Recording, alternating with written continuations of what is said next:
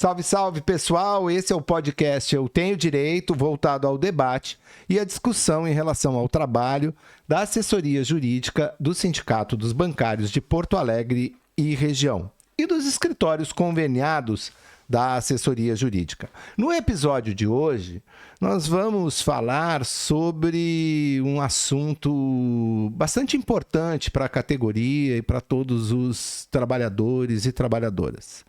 Vamos falar sobre autismo, sobre parentalidade e mundo do trabalho, falar sobre os caminhos da inclusão real, sobre transtornos do espectro autista e também sobre neurodivergências, envolvendo trabalhadores da categoria bancária e também os filhos dos trabalhadores da categoria bancária.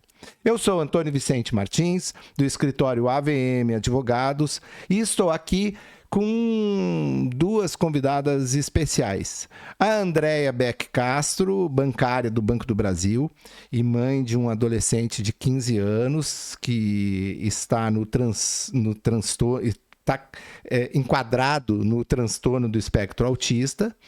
Bem-vinda, Andréia. Obrigada. E a Bia Garbellini, bancária do Banco do Brasil também, colega da Andréia, diretora do Sindicato dos Bancários de Porto Alegre e região e secretária da Juventude da Contraficute.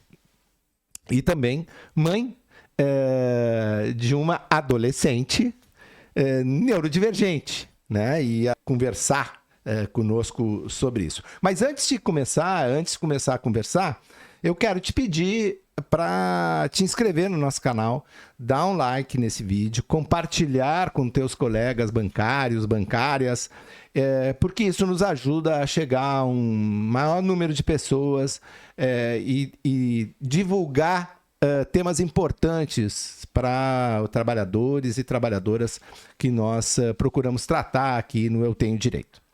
Bom, começando então, Bia, vamos começar do começo. Eu vou te pedir para tu explicar de forma didática e falar um pouco sobre o que é o espectro, o transtorno de espectro autista e o que ele tem de relacionado com esse termo neurodivergência, que com alguma frequência é citado conjuntamente. Bem-vindo, Bia. Bem-vinda de novo, a Bia, que é nossa parceira habitual aqui. Bem-vinda, Bia. Obrigada, Vicente. Então, né, vamos lá, vamos tentar desenrolar esses nós aí, que são muitos, né? O transtorno do espectro autista, ele é um transtorno do neurodesenvolvimento, tá? Então, ali no desenvolvimento neural da criança, né? E isso é uma questão genética, tá? Não necessariamente hereditária, mas necessariamente genética. Então, hoje já se sabe que o autismo ele não é causado por fatores ambientais, tá? Isso é bem importante. Nesse desenvolvimento, né, daquele feto, daquele bebê, enfim, ele vai ser um desenvolvimento diferente, e por isso é chamado também, né, está enquadrado como neurodivergência. O que ocorre, que às vezes causa uma certa confusão, é que nem toda neurodivergência é considerada, né, uma deficiência. O autismo, para todos os efeitos legais e de direitos, enfim, o autismo é considerado uma deficiência. Tá? Já outras neurodivergências, como o transtorno do déficit de atenção e hiperatividade, como altas habilidades e superdotação, enfim, né, outras neurodivergências que também podem estar concomitantes com o autismo, né, uma pessoa pode ter mais de uma, enfim, mas essas neurodivergências isoladas não são consideradas deficiências. Tá? Então é importante fazer essa diferenciação também. Tá. Bia, fazer uma pergunta complementar aqui. A síndrome de Down, ela estaria também dentro desse espectro da neurodivergência? Depende, porque o que acontece? Aí a gente entra num outro campo, que são as síndromes genéticas, né? As pessoas, elas, né, são pessoas, as pessoas que têm síndrome de Down, que têm a síndrome de Williams, que é a síndrome que a minha filha tem, tá? Elas têm majoritariamente, muito majoritariamente, elas vão ter alguma divergência ali também no desenvolvimento neurológico, a questão da deficiência intelectual, né? Eu posso falar da síndrome de Williams com muita propriedade. A síndrome de Down eu não sei exatamente qual é o dado estatístico, tá? Mas na síndrome de Williams, 90% dos indivíduos que têm a síndrome têm deficiência intelectual de leve a moderada, tá?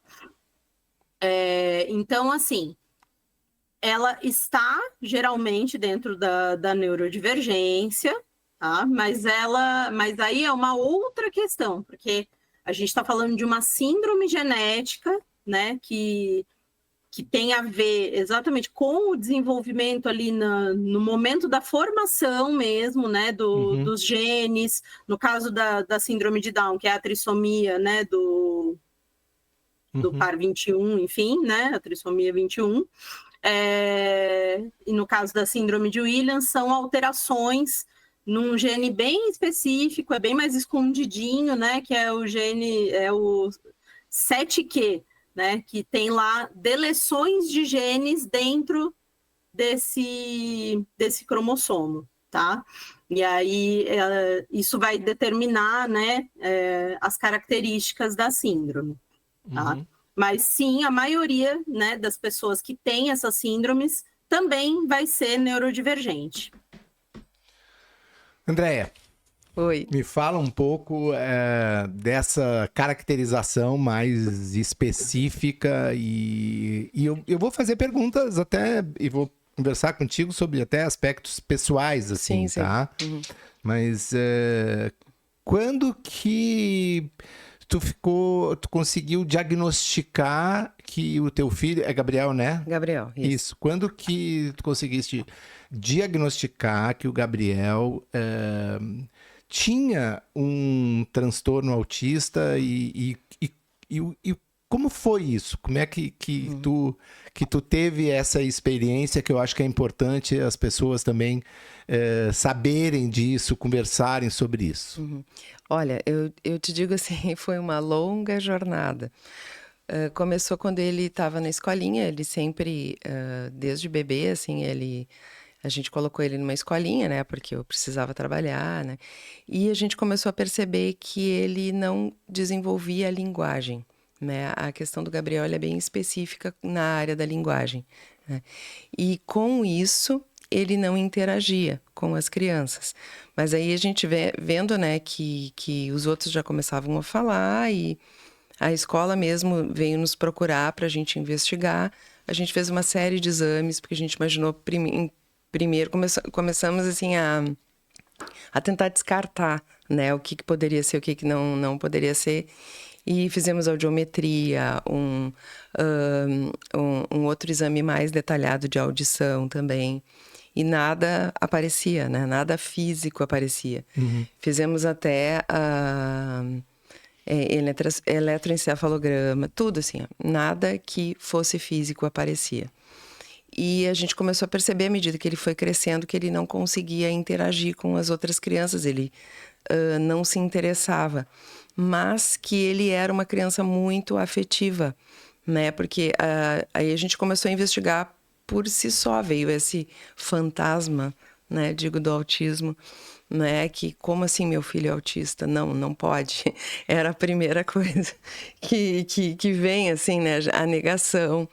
Porque em casa, a gente, como estava acostumado com ele, lidando com ele, né? Enfim, desde que ele nasceu, ele era muito afetivo, ele tem um irmão mais velho, ele conseguia interagir com o irmão, mas aquela bendita daquela linguagem não vinha e se seguiu assim por muito tempo. A gente procurou profissionais da área, médicos, né? E Uma médica, inclusive, deu o diagnóstico que ele teria na TEL, que se chamava na época, que era um diagnóstico, assim, novo, né? Que era transtorno específico de linguagem, que não seria autismo. Mas aí, até o conceito, né, do próprio autismo, ele foi mudando, né? E foram, né, indo para cá e para lá, e o espectro, e entra no espectro e sai do espectro. Então, hoje em dia, é tudo considerado autismo, né?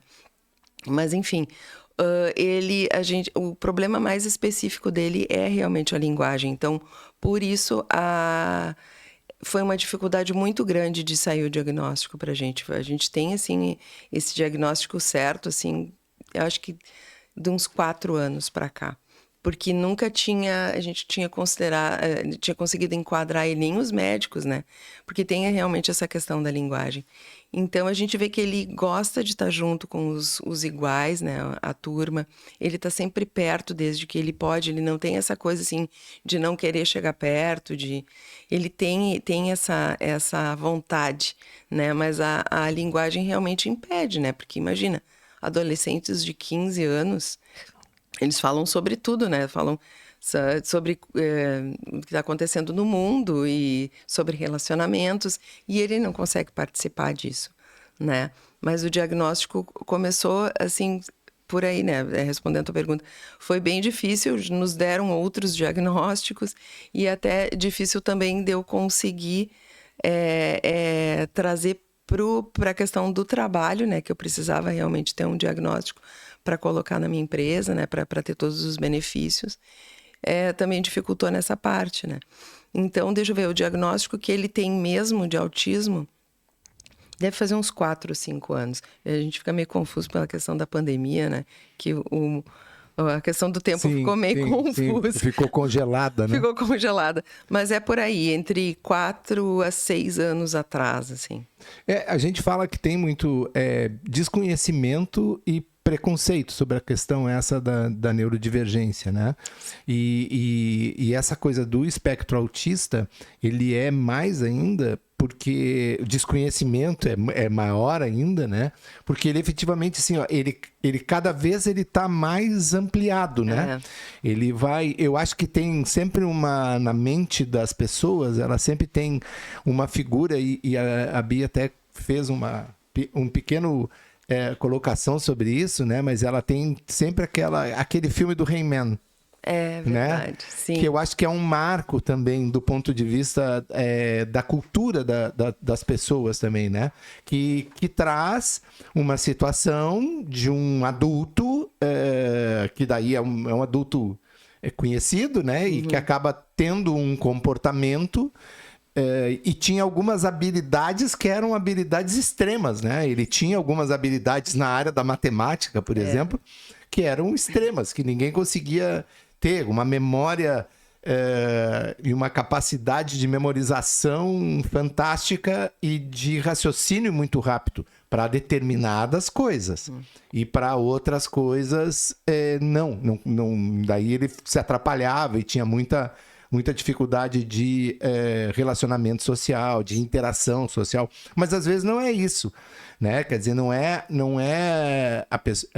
a criança ou o adulto e tal, ele não vai ter essa dificuldade do relacionamento, exatamente por causa do espectro, mas ele vai ter outras dificuldades que são dificuldades algumas vezes cognitivas, né? Sim. Ou de não ter, por exemplo, um freio social comportamental. Acho que essa é o grande desafio dos pais a respeito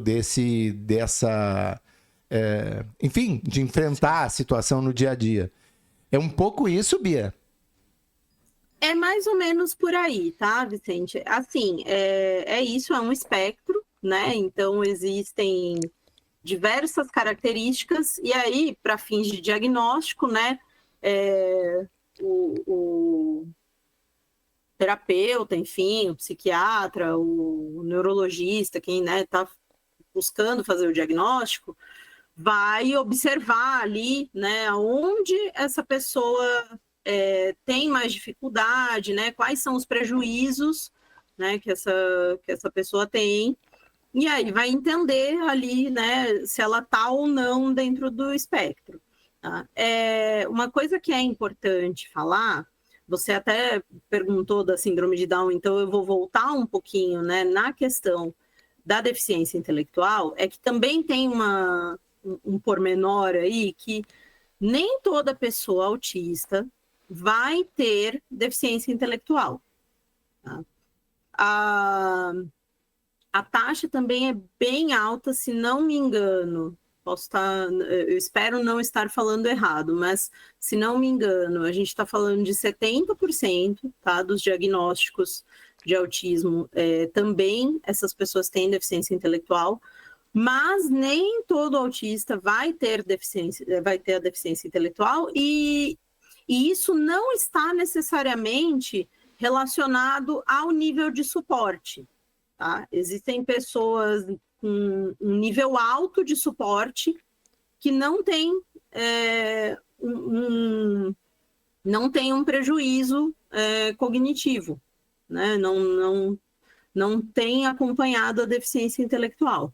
Tá? Então tem essas diferenças aí, é isso, são muitos pormenores, por isso que quando a gente sempre fala, né, que assim, as pessoas dizem, hoje em dia tudo é autismo, hoje em dia qualquer coisa é deficiência, como se fosse uma coisa banalizada, mas na verdade o que está acontecendo é que se ampliou o número de diagnósticos porque se entendeu, né, que o que era antigamente considerado, né, o estranho, o diferentão, o que não se encaixava na turma, né? A pessoa, o doidinho, né? Que se falava antigamente, hoje está se diagnosticando.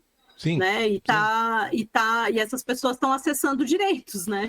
O que a gente fala assim é que antes a pessoa que a gente dizia assim, aquela pessoa é muito triste, ela tem depressão, é diferente, não tinha Exato. O diagnóstico que hoje a gente tem. Sim. Então, ou é isso que tá falando, né?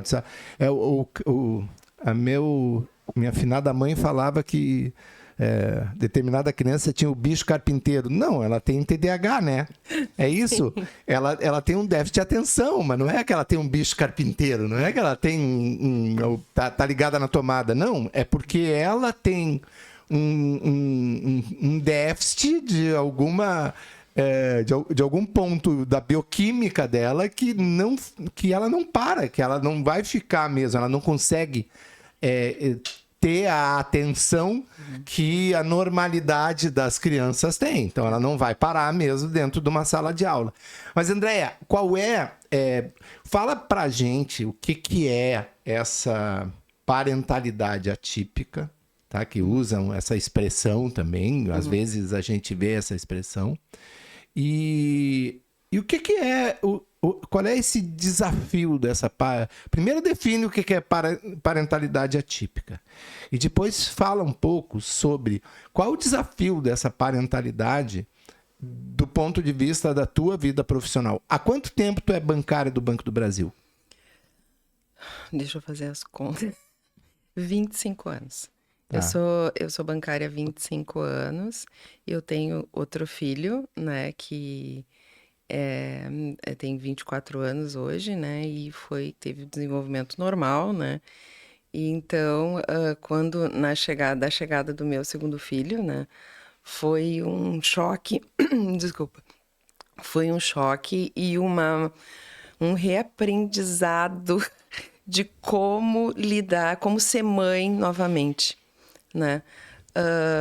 Como eu te disse, né, a primeira é a negação, né, e depois é a gente tentar se adaptar, como agir com aquela criança, que é completamente diferente do que eu já tive de experiência anterior, né? E é difícil para a gente também ter que reaprender tudo e ver os outros pais agindo de outra maneira, ver os filhos dos outros se desenvolvendo de uma outra maneira, lembrando de como teu primeiro filho se desenvolvia naquela idade e ter que reaprender tudo de novo, né? Eu sou, então, bancária há 25 anos e desde que eu tive o Gabriel, a minha vida, inclusive dentro do banco, mudou, né? Por questões de ascensão profissional e de tempo, né? Dedicado ao trabalho, que a gente tem que reorganizar, né? E a gente também é visto, né, dentro pelos colegas, pela chefia e, né, como uma pessoa diferente também. E hoje eu vejo que inclusive com a redução de horário, né, que eu tenho, né, de horário de trabalho, eu também sou vista de outra forma, né? Então a gente acaba também sendo atípico como É uma trabalhadora atípica. uma trabalhadora atípica. Mas a parentalidade atípica, então, é uma condição dos pais com filhos que têm atipicidades, é isso? Sim, eu entendo que seja isso, né? Entendi. E que é atípico tem 100%, né? Porque tudo tu vai girar em torno daquilo, né? Tua vida social, tua vida de trabalho, tua relação com os colegas e com família, tudo, né? Tudo. E Bia, a Andréa falou, referiu aqui sobre uma redução de jornada de trabalho que ela tem no Banco do Brasil, né? O que é essa redução? Quem tem direito a essa redução e por que tem esse direito? Aonde que está escrito isso? É numa norma interna do banco?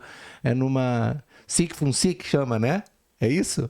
Ainda é SIC-FUNCI? Não. Não, é. Instruções normativas. Ah, eu tô antigão, então. SIC-FUNCI é mais antigo. Mas diz aí, Bia. Vamos lá. Então, acho que foi, se eu não me engano, em 2018 ou 2019, que algumas mães começaram a pleitear esse direito com o banco. Então, elas se organizaram, né? Começaram a pleitear esse direito e o banco normatizou isso, né, e concedeu aí essa redução de jornada mediante alguns critérios. E no ano passado, nós levamos isso para a mesa de negociação e falamos assim, olha, a gente quer isso no nosso acordo coletivo de trabalho. E aí muita gente pergunta, mas já não estava normatizado pelo banco? Sim, mas normativo interno o banco muda a qualquer tempo, né? Muda a direção, se uma nova direção não quiser mais conceder esse direito, eles simplesmente retiram. Então, a gente fez questão de colocar isso dentro do nosso ACT para garantir, né, que esse direito vai permanecer intocado. E aí, como funciona? São até 2 horas de jornada diárias para funcionários de 8 horas e até 1 hora de jornada diária, de redução, né, da jornada, para funcionários de 6 horas. No caso, funcionários sem redução de salário, que sejam responsáveis por pessoas com deficiência, tá? Pais e mães de pessoa com deficiência, enfim, tenham dependentes, né, que sejam pessoas com deficiência. Então, como que isso funciona? Esse pai, essa mãe, geralmente é a mãe, né? Eu gosto de reforçar isso porque existem taxas de abandono paterno gigantescas quando se trata de pessoas com deficiência. Geralmente, esse trabalho fica só com a mãe mesmo, né? Então, geralmente, como que acontece? Essa mãe, enfim, leva, né? Vai levar a comprovação do diagnóstico do seu filho, né? Um relatório detalhado, né? Feito ali pelo médico responsável pelo acompanhamento dessa criança, né? Indicando ali nesse relatório qual a necessidade, né, terapêutica dessa criança. Geralmente, crianças que estão no espectro autista precisam fazer muitas horas de terapia semanais, né? Porque tem várias questões ali do desenvolvimento e quanto menor, e quanto antes começar, melhor, né? Então, se faz muitas horas de terapia, mas mesmo adolescentes, enfim, também podem ter essa necessidade de fazer muitas horas de terapia. Então, esse médico vai indicar ali qual é a necessidade terapêutica, qual é a necessidade de acompanhamento, de cuidado que essa criança requer, né? E aí, essa mãe, enfim, ou esse pai vão levar até a gestão de pessoas isso, né? E solicitar aí a redução da jornada. Essa redução pode ser todos os dias da semana, pode ser de 3 dias, pode ser de 2 dias, enfim, né? Aí é realmente de acordo com a necessidade da criança, né? De ter aquela pessoa ali liberada para cuidar dela. Eu acho que é importante a gente lembrar e destacar que isso é sem redução de salário, né? Sim. Então não é só... Sim. Isso é bem importante, assim, porque muitas vezes tá bem, o empregador poderia dispensar, mas iria reduzir o salário. Não. E isso é uma norma coletiva, então, que está dentro do ACT do Banco do Brasil e que garante que não tenha redução de salário para essa dispensa aí proporcional ao tempo de serviço. E eu lembraria vocês, assim, também, que isso não é um direito estendido a todas as bancárias e bancários. Então, é o Banco do Brasil que tem uma cláusula destas, a Caixa Econômica Federal tem uma cláusula dessas, mas, ao contrário, está havendo um posicionamento por parte da Justiça do Trabalho em ações individuais movidas por trabalhadoras ou trabalhadores, em que se requer a dispensa de até 25% da jornada de trabalho desses trabalhadores e trabalhadoras, sem redução de salário, tá? Mas que também possa ser aplicado em outros bancos. Porque eu acho que, e isso, a justiça é um tema que a justiça está se debruçando em processos individuais, tá? Mas ela tem se posicionado e reconhecendo esse direito, né? Aí ela faz toda uma construção da função social das empresas, etc. E eu acho que é importante destacar isso, para até dizer para a bancária, para o bancário, para o trabalhador, de uma forma geral, que possa estar nos assistindo, que há sim alguma discussão a respeito disso e que ele sim pode postular, procurar o judiciário para postular isso, né? Para postular a construção. Porque uma das coisas que vocês falaram também de que não é só o tempo de deslocamento para levar a criança, o adolescente ou o filho, porque pode ser adulto também, ele vai continuar tendo que ter esse cuidado, né? Não é só levar ele numa terapia. Muitas vezes o trabalho de acompanhamento, ele é feito em casa também, né, Andréia? A Andréia estava conversando aqui antes comigo e ela estava falando sobre isso, sobre a tua quádrupla jornada, né? Não é? A Andréia acho que deve dividir o dia dela em 5, tá, Bia? Deve ter mais ou menos umas 36 horas o dia dela. Mas ela estava falando que ela chega em casa, o filho dela tem 15 anos, está na primeira série do ensino médio e ainda permanece com essa dificuldade de linguagem. E aí, o que é, André? Tu chega em casa e aí tu vai fazer o tema com ele, né? Sim, a gente está percebendo assim, que quanto mais a complexidade escolar vem, né? Porque os temas estão ficando mais difíceis, as matérias, né? Ele precisa de mais uma atenção. Ele tem uma monitora que fica junto com ele, né, por direito, né, ela meio que traduz o que o professor fala, porque ele ainda tem essa questão da dificuldade. A dificuldade do Gabriel é principalmente na questão da linguagem. Então, ele tem que... ele precisa de sentenças curtas e mais concretas, imagina, né? No ensino médio, né? Isso tá ficando cada vez mais difícil, né?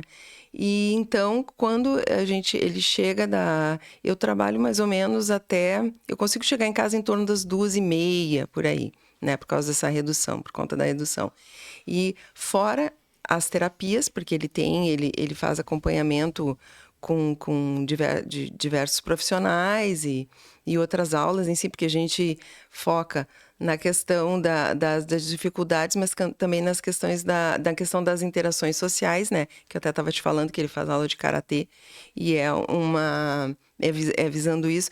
Então, além do tempo que eu tenho de deslocamento para me acompanhar ele de cá para lá, tem a questão da escola, que eu tenho que chegar em casa e revisar com ele os conteúdos do dia, né? E agora a gente vê que tá entrando muito trabalho para eles fazerem trabalho em grupo, e aí eles se comunicam através de WhatsApp, mas que eu tenho que estar interferindo nisso, porque eu que tenho que ler ali o que os outros colegas colocam, o que é, tu vai fazer tal parte do trabalho, tu vai fazer...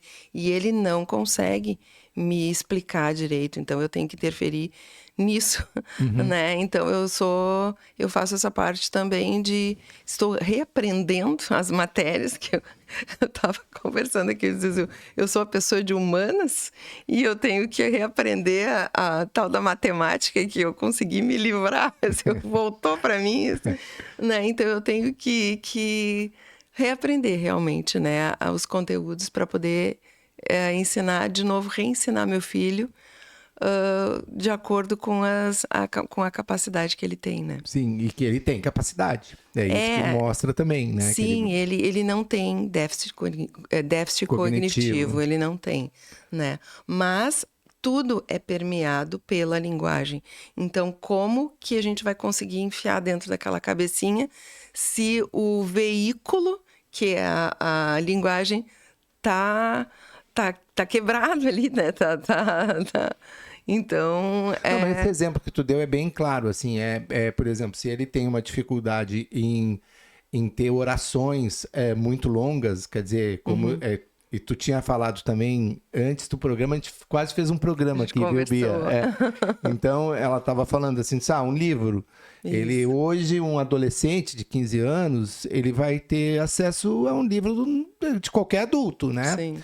E aí, se ele tem dificuldade do ponto de vista das frases mesmo, dos parágrafos serem muito longos, é essa a dificuldade. Então, o que ela estava me relatando que eles fazem, assim, eles pegam o livro, leem o livro, daí traduzem o livro para um jeito que ele possa, não é contar o livro só, também ele tem que se inserir naquela atividade de ler também, né? Então faz um resumo do livro de uma forma que ele consiga interagir com o livro. Sim. Né? Ele não vai perder o livro, não é simplesmente eu vou te dar aqui o resumo verbal do livro, não. Ele vai interagir também com o livro a partir de uma leitura do jeito dele. É isso, né? É um trabalho em conjunto, né? Quem tem a redução de horas, porque acaba levando ele nas terapias e porque o meu horário de trabalho é mais flexível, né? Eu consigo trabalhar mais na parte da manhã. Sou eu, né? Eu que tenho essa redução de horas, mas é um trabalho conjunto, né? Eu e o pai dele, né? O horário do meu esposo é mais complicado, assim, então a gente optou por eu fazer essa parte, né? Mas sim, é um trabalho conjunto, assim, ele consegue me ajudar, né? Sempre que ele pode. A redução o resumo dos livros, por exemplo, é o pai que faz, né? Ele lê, traduz, escreve. A última vez eu digitei tudo no computador para o Gabriel poder ler. Então, mas é assim, né? A gente acaba estudando de novo, mastigando numa linguagem que nós, como pais, sabemos como fazer. Porque somos as pessoas que mais conhecem o Gabriel, né? Os professores, né? Que nem eu estava te falando antes. Os professores, eles são muito atenciosos. Eles reorganizam de uma maneira com que o Gabriel consiga entender, mas às vezes não é o suficiente porque eles não conhecem suficientemente, né, como que o Gabriel aprende, né, a informação, como que vai ser. Às vezes eles dão matérias que a gente vê que estão muito facilitadas para ele, porque os professores não entendem que ele pode mais, e às vezes a gente vê que aquela linguagem está ainda muito complexa. Então, nós como pais é isso, né? E aí sim, a minha jornada é quádrupla, porque além de todas as terapias, eu ajudo nos temas e é assim que tem que ser, para a gente conseguir entender, inserir ele naquele mundo, né? Entendi. Bia, uma coisa assim... Diga. Como é que é isso dentro do ambiente... Cortou o seu som para mim, desculpa. Repete, desculpa, por favor. Me diz assim, como que é isso dentro do ambiente de trabalho? Como que é, Bia, como é que no trabalho o banco ou os colegas enfrentam colegas, enfrentam tá errado, enfrentam acho que não é bem assim, convivem ou conseguem ter esse trabalho com colegas que são neurodivergentes, porque certamente nós temos vários colegas que são neurodivergentes, né? Que tem TDAH ou alguma coisa assim. TDAH, né? TDAH, né? É isso, né, Bia? TDAH, isso. E como é que é isso no ambiente? Inclusive sou uma pessoa neurodivergente também, então tô bem por dentro desse... Eu não te perguntei, há quanto tempo tu está no Banco do Brasil, Bia? Eu estou há 15 anos no banco. Tá. Então, e volta então. E como é que é? Como é que tu, então, como neurodivergente, tinha o teu ambiente de trabalho, que dificuldades tu teve, o quanto os teus colegas te ajudaram, ou quantos teus colegas também foram difíceis assim, de entender qual era a tua neurodivergência? Então, justamente, né? É interessante porque quando eu entrei no banco, a gente não tinha... primeiro, então, de novo, né? Eu tenho a minha filha, ela tem 17 anos e ela é uma pessoa com deficiência. Ela tem síndrome de Williams, ela tem deficiência intelectual. Aliás, só queria abrir um parênteses com o que a André estava colocando, né? E você também falou, que a gente estava falando sobre capacidade, né? E é interessante, eu acho muito importante falar sobre isso, tá, Vicente? Então eu vou pedir licença aqui para dar uma fugidinha do tema. Claro. É que a deficiência intelectual, ela não significa incapacidade. Inclusive, legalmente falando, né, a nossa legislação, né, sobre pessoas com deficiência, o Estatuto da Pessoa com Deficiência, ele garante, né, os direitos dessas pessoas, né, e ele vem para tirar, né, aquele conceito de incapacidade da pessoa com deficiência, tá? Então, assim, não é também porque a pessoa tem uma deficiência intelectual que isso é digamos assim, uma sentença de que ela não tem a capacidade de se desenvolver, de que ela não tem a capacidade de estudar, né, de que ela não tem a capacidade de aprender, tá? É interessante a gente ir também para esse aspecto mais social da deficiência, né? Fugir um pouquinho também do modelo médico e deixar isso bem claro para as pessoas, né? Por exemplo, a minha filha, falei, ela tem 17 anos, ela está no 2º ano do ensino médio, ela tem uma série de adaptações curriculares, né? Dentro do que ela consegue, né, acompanhar. E é isso, minha filha está indo muito bem nesse sentido, né? Ela vai muito bem em matérias, por exemplo, como história, geografia, ela se dá muito bem. As disciplinas que ela tem mais dificuldade são aquelas mais concretas, né? Que isso é uma grande diferença, geralmente, das pessoas que têm autismo, né? Que se dão muitas vezes melhor com as coisas mais concretas. Né? A minha filha, ela se dá muito melhor com o que é possível de debater, com o que é possível, né, de entrar na história, né? Mas é isso, assim. Então é importante a gente ter isso em mente, tá?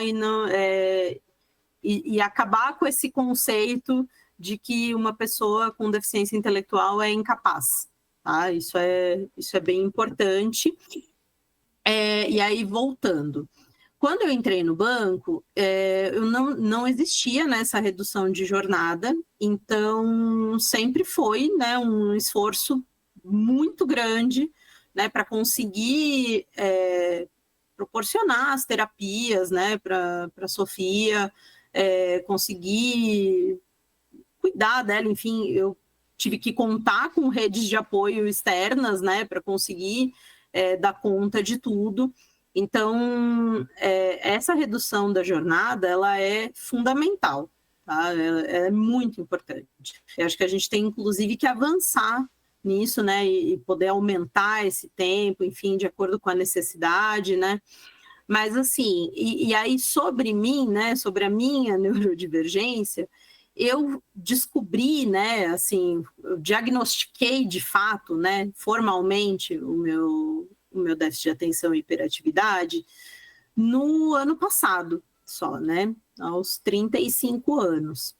Então, durante muitos anos, né, durante muito tempo da minha vida, eu escutei que eu era uma pessoa muito distraída, uma pessoa relapsa, que não conseguia me responsabilizar por determinadas coisas. A No voada, entanto, né? a voada, A vivia no voada. mundo da lua, enfim, né? Ansiosa, enfim, uma série de questões aí, né, que eu tive comigo.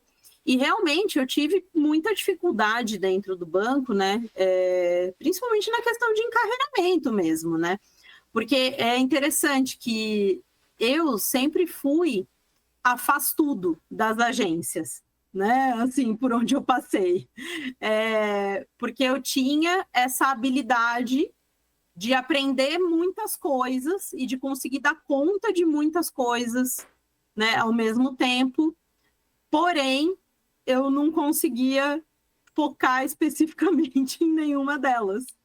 Então, eu sempre fui a faz tudo das agências, mas eu nunca fui a escolhida, né, para ascender ali, para ocupar um cargo melhor. E durante muito tempo eu me achava, me sentia incompetente, enfim, achava que eu me culpava muito por isso, né? Uhum. E achava que isso era um problema meu, né? Digamos assim. E hoje, né, quando eu olho para trás e agora eu tenho esse diagnóstico o diagnóstico eu falo assim, ele é libertador porque ele explica muita coisa, né, do que a gente vivencia. É muito importante, assim, até para a gente se perdoar, sabe, pelas coisas, né, assim, se entender, enfim. Mas eu percebo, assim, o quanto é cruel com quem não se encaixa num determinado padrão. E é interessante, vou fazer um outro parêntese aqui, eu falo pra caramba mesmo, que eu estava conversando, né, com um psiquiatra que é especialista em TDAH em mulheres, inclusive, porque é diferente de como se manifesta em homens, né? E ele estava me explicando que o TDAH, ao longo da nossa evolução humana, ele foi, em algum momento, uma vantagem evolutiva. Porque justamente a gente, num momento em que a humanidade precisava se locomover muito rápido, precisava caçar, precisava coletar, precisava, enfim, de uma série de coisas para a própria sobrevivência, era uma habilidade útil que a gente não focasse em só uma coisa, que a gente estivesse sempre com a cabeça em vários lugares ao mesmo tempo. Aquele né? ditado do um olho no peixe e outro no gato, é isso? Exatamente. E aí ele fala, né, que tem um livro sobre o TDAH que ele nos classifica como caçadores em um mundo de fazendeiros. Uhum. Aí, eu gostaria de hoje... ler, depois me passa a referência.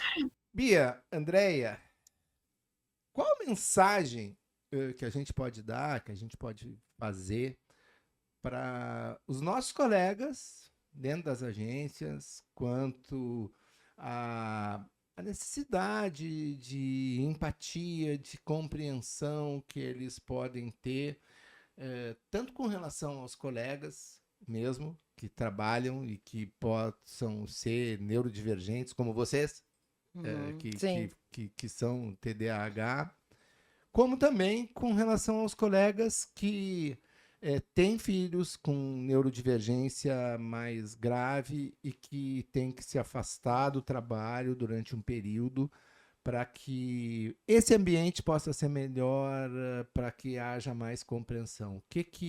Qual é esse, digamos assim, recado que a gente pode fazer, André? Bom, é que a gente tem que pensar, né, eu acredito assim, né, numa questão de que a sociedade ela mudou, né? A gente não tem hoje em dia mais as mesmas relações e a mesma visão de sociedade que a gente tinha, sei lá, 30, 40 anos atrás, né?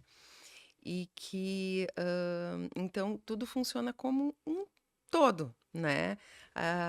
Como a Bia falou ali das habilidades que, por ter TDAH, né, que a gente acaba tendo, né, de conseguir fazer várias coisas ao mesmo tempo e não focar em nenhuma, isso é uma habilidade, né?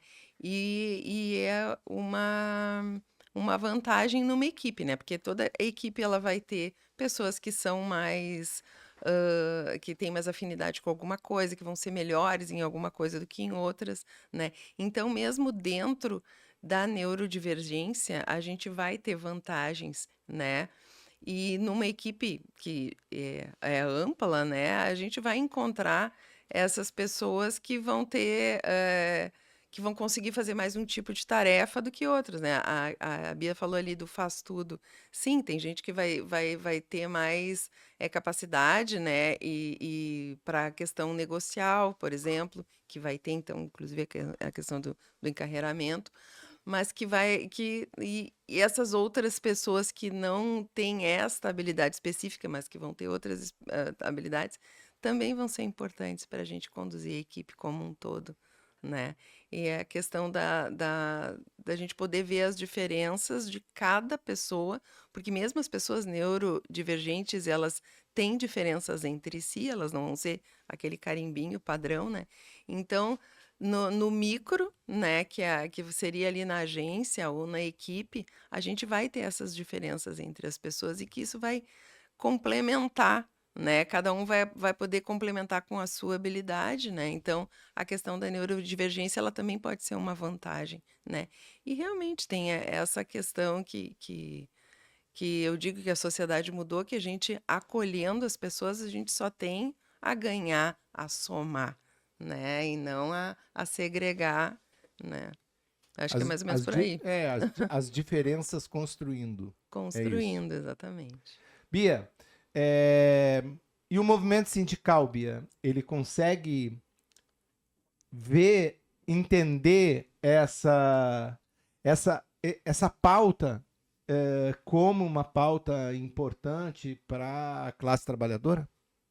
Sem dúvida, né? Eu acho que a gente tem evoluído muito nesse debate, mesmo internamente, né? De realmente ampliar e entender que a diversidade, né? Ela faz parte da vida, né? Dos trabalhadores e que ela enriquece, né? Ela é muito importante. É isso que a Andrea está falando, né?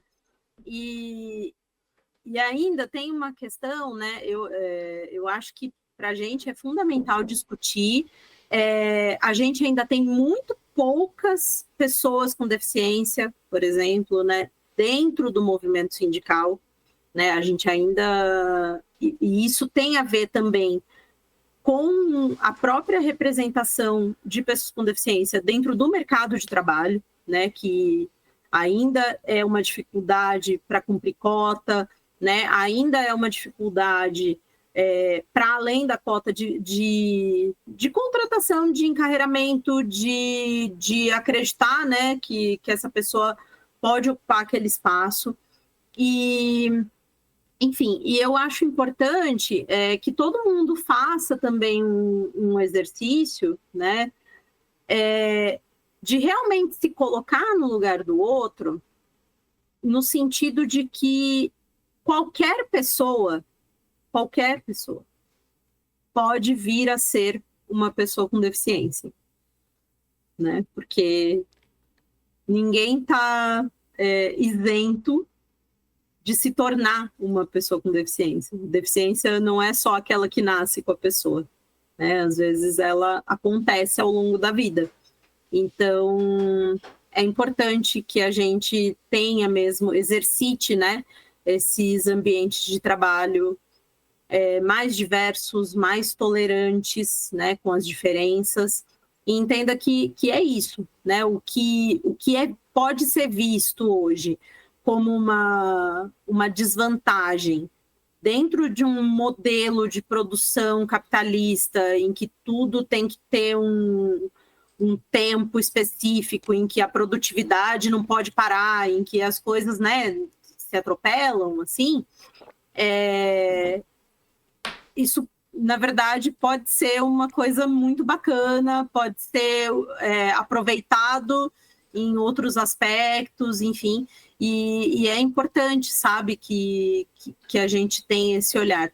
E é isso, o movimento sindical está fazendo debate, né, levou o debate das mães, a gente está agora concluindo aí o questionário, né, para dar início a um novo censo da diversidade, e esse novo censo da diversidade vai vir, né, falando também, vai vir perguntando sobre a questão das deficiências, sobre a questão do espectro autista, então isso é bem importante, sabe?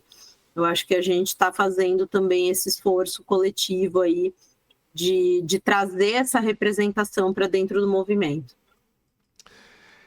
É isso. Eu quero fazer uma indicação aqui, já que vocês falaram num livro. Eu li um livro há uns 2 meses atrás, muito bonito, que fala sobre... o nome é Não Era Você Que Eu Esperava, tá? É um livro de Fabien Toumet, é um jornalista francês, e ele fala sobre a parentalidade de uma criança com síndrome de Down. E ele descreve exatamente todo o processo quando ele descobre que a filha dele era portadora da síndrome de Down. E passa por todo esse processo de negação que a Andréa falou, etc. Mas é um livro belíssimo, tá? Belíssimo. É um quadrinho, tá? Então, ele é realmente um livro muito bonito, porque ele realmente é muito emocionante.